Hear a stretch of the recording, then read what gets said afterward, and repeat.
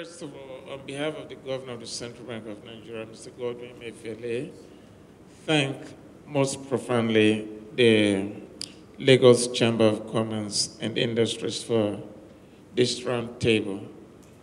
The Central Bank has a lot of respect for the organized private sector, and we do not take such invitations lightly. We were all three directors invited supposed to be here, but due to exigencies of summons from the Senate of the Federal Republic, the governor had to go with two other directors. And that is why I'm here with my colleague from the Financial Markets Department. We send our unreserved apologies for the absence of the other two directors. Now, having said that, I want to welcome this august audience to this very important interactive session. May I begin, if you permit me, Mr. Baje, by telling you a very short story. And I find the story very important for this kind of gathering. It's a simple story about the toad and his friend, the scorpion. The scorpion was not married for pretty long, and he found a suitor on the other side of the river. And the in-laws invited him to come and pay the dowry and take his wife during the rainy season. And during that time, the river had overflown its banks. There was no bridge. But the scorpion needed to get to the other side of the river if he must have a wife. See, it was very important. You know, marriage is very important. I am married, and I know what good it does to me. And the scorpion knew that if he was married, it was going to be good for him. But the problem the scorpion had was that he can't swim. He needed a boat. He cannot paddle the boat either, and there was no boat, and there was no bridge. But he had a friend, the toad.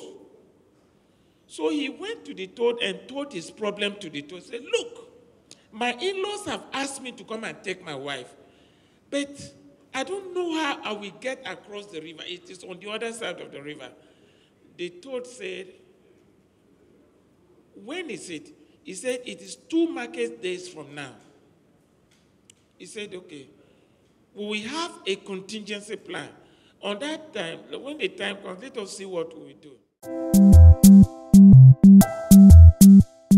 Let me start by laying this foundation that the business of macroeconomic management in any country, Nigeria is not an exception.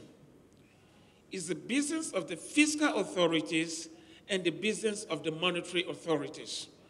So the two key agencies of macroeconomic management must come together for macroeconomic management in any country to make sense.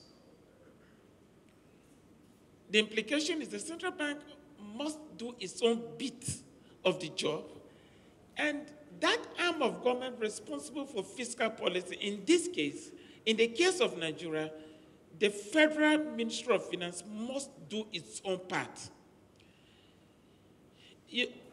No matter how well you train a soldier, if you take him to the battlefield without the requisite ammunition or the requisite equipment, he's not going to perform. No economy is run by foreign exchange. Foreign exchange doesn't just come to exist in an economy. A child is not born until there's a meeting between the man and the woman before pregnancy can occur. Foreign exchange is created by the level of economic activity in an economy. And that is one. And that level of economic activity must be such that the economic agents would be able to export it and earn foreign currency and bring it back in their country.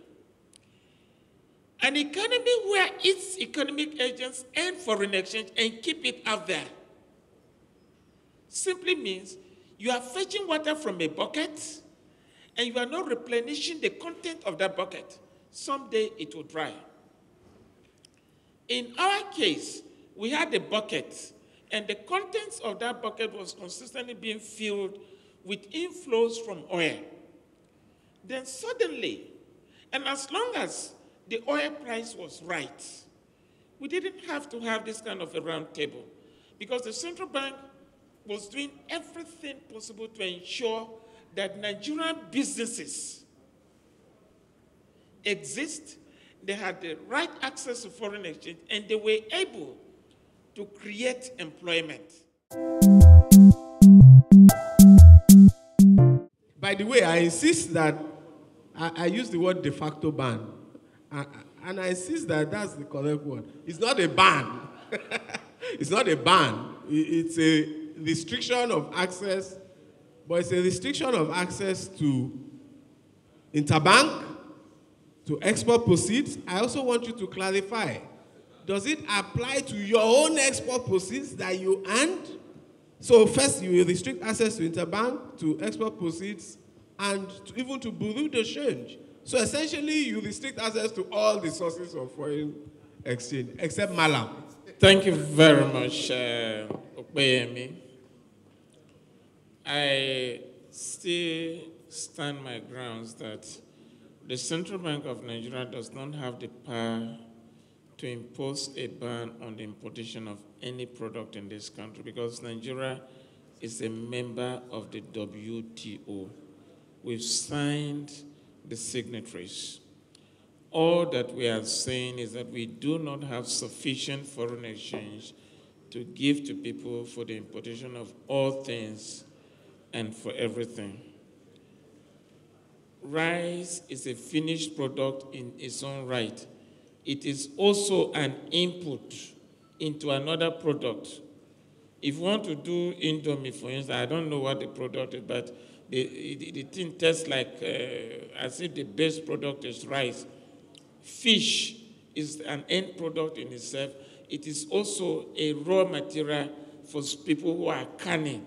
If they want to can it, they will need the fish. But the fish in itself is a finished product. So if we begin to define the extent of what constitutes a finished product and what does constitute an import, we are not going to ban anything. And I think Femi has a very extensive understanding of the issues.